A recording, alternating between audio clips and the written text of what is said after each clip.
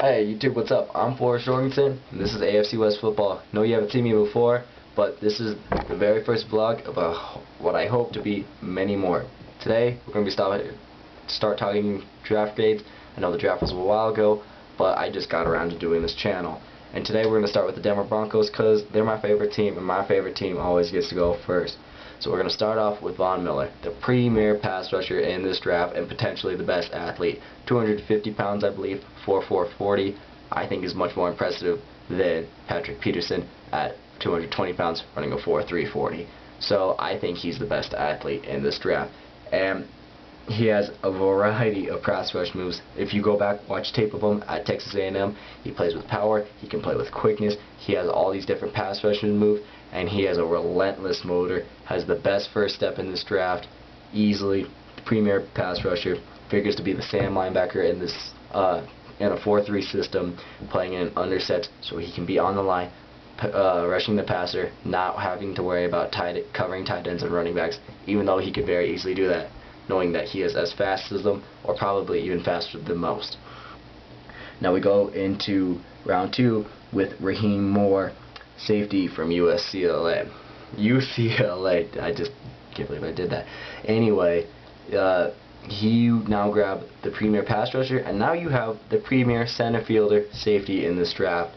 I don't like his dip in production from 10 interceptions to 1 interception, but that's also because teams threw away from him, and he's more of a strong safety this year. They may have him more play in the box.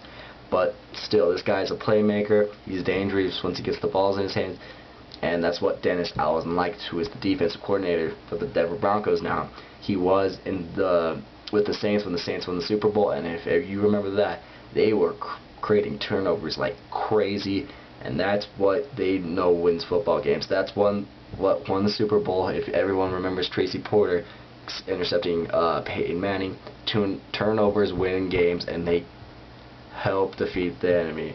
I can't believe I just reiterated the same thing twice. But whatever.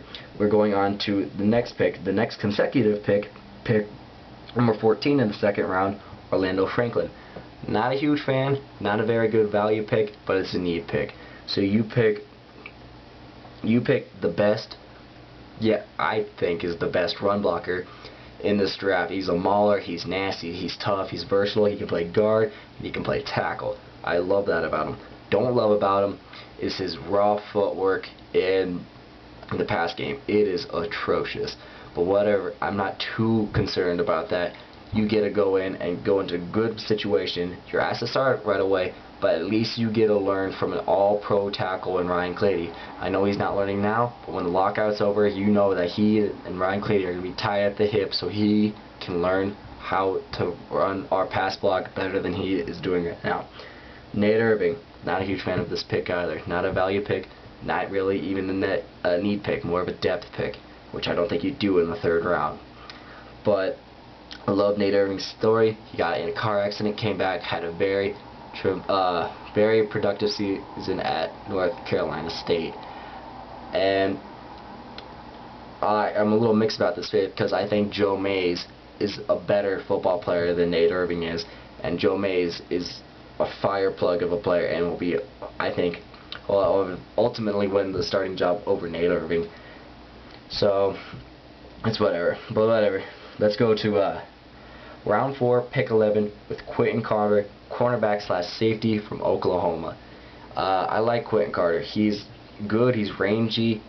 I think he's going to be a strong safety once he gets time to play. But right now he's probably going to have to sit and learn from Brian Dawkins. Man, that's a treat. You get to learn from one of the best of all time, an instant first, well, maybe not a first ballot, but inevitably a Hall of Famer. And he also gets to learn from Champ Bailey from playing corner, because he's probably going to have to be a dime or a nickel for his first year, come in when it's 4 or 5 wide sets and stuff like that. So he's probably going to sit this first year, be a good player in the next couple of years. Julius Thomas, tight end, Portland State. He's a basketball player. Came back, he only had 1 year of football, but the athleticism is there. He has soft hands. He catches everything. I couldn't remember him dropping anything. I'm sure he did though. But right now he's more of a move guy. He needs to develop better route running. He needs to be a better run blocker and pass blocker in some situations.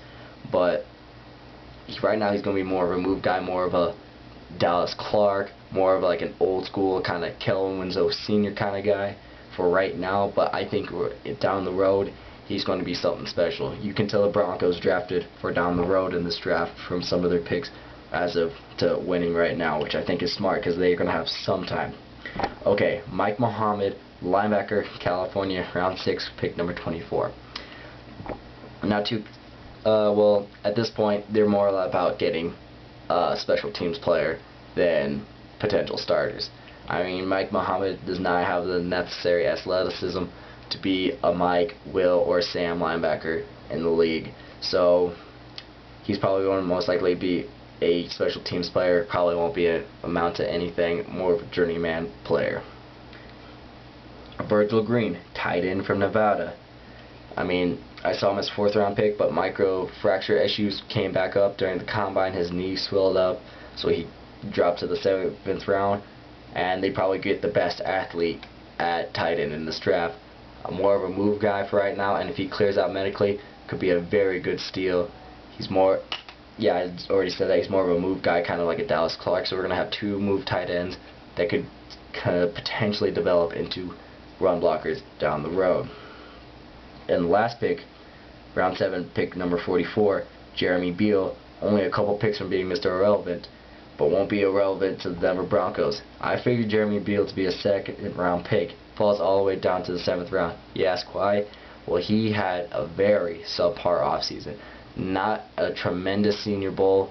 Didn't do a lot there, and had a very subpar combine. A 5.16 at the combine. Not very good. But he doesn't play at that speed. You watch him, he plays at around a 4.7 speed. He whips tackles. If you watch defensive highlights of Oklahoma, you just see, you don't have to know what number he is. He's number 44. But you don't have to know what number he is.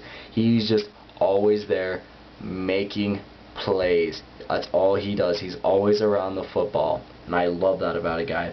It was more productive than the Broncos' 1st round pick a couple years ago, Robert Ayers. They only had 4.5 sacks, I believe, in his senior season. Jeremy Beal had 8.5 sacks. I love production versus potential. Production, to me, always outweighs potential. But anyways, he reminds me a lot of Elvis Dumerville. Will come in, compete for Robert Ayers for that other defensive end spot, and then we will have a very good pass rushing team. Overall, I give us a B. The only problem I didn't have is that we didn't grab a defensive tackle, a guy like Ian Williams that we could get in free agency because he was undrafted, but I thought he would be a very good, nice plug in the middle and to help stop the run, considering this is the AFC West and almost everybody here runs the football. And I'm also a little disappointed that we didn't get the home run hitter running back like a Jaquiz Rogers or a Shane Vereen in this draft. But at every other position we addressed needs, and overall B. Couldn't give him an A because no defensive tackle or no home run hitter running back. Anyway, I'm Forrest Jorgensen signing out. See you later.